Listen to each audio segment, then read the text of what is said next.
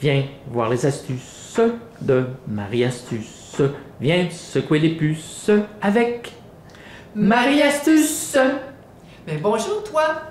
Alors j'ai eu une lettre de Gabrielle qui se sert parfois de la table de multiplication simplifiée et puis qui a un petit peu de difficulté avec les x5.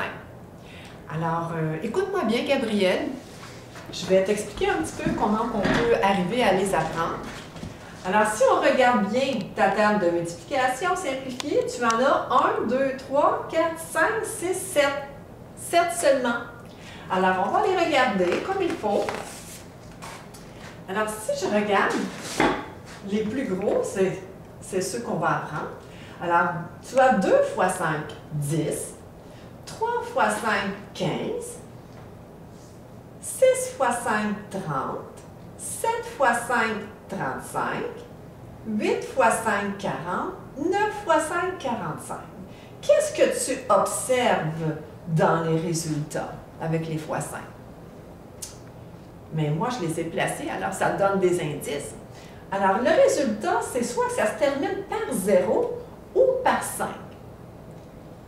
Et par 0, ce sont seulement avec les nombres pairs, qui est accompagné du fois 5. Alors, 2, qui est un nombre pair, ça se termine par 0, c'est 10.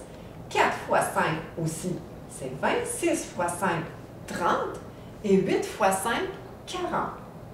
Alors, tous ceux, quand tu vas voir le 5 avec un nombre pair, ça se termine par 0. Et impair, ça se termine par 5 maintenant. 3 fois 5, 15. 5 fois 5, 25. 7 fois 5, 35.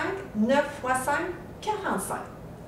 Alors, une petite stratégie pour les fois 5, tu as à te préoccuper, au moins ça te donne des indices que le résultat, ça se termine par 0 ou par 5.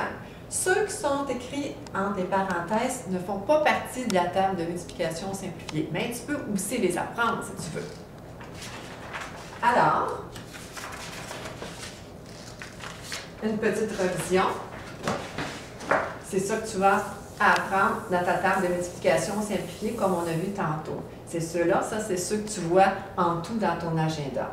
Alors, ils sont placés de 10, 15, 20, 25, 30, 35, 40, 45. Alors, j'espère qu'avec ce petit truc-là de Marie Astuce, que tu pourras plus facilement les mémoriser. Alors, au plaisir! Viens voir les astuces de Marie Astuce. Viens secouer les puces avec Marie Astuce.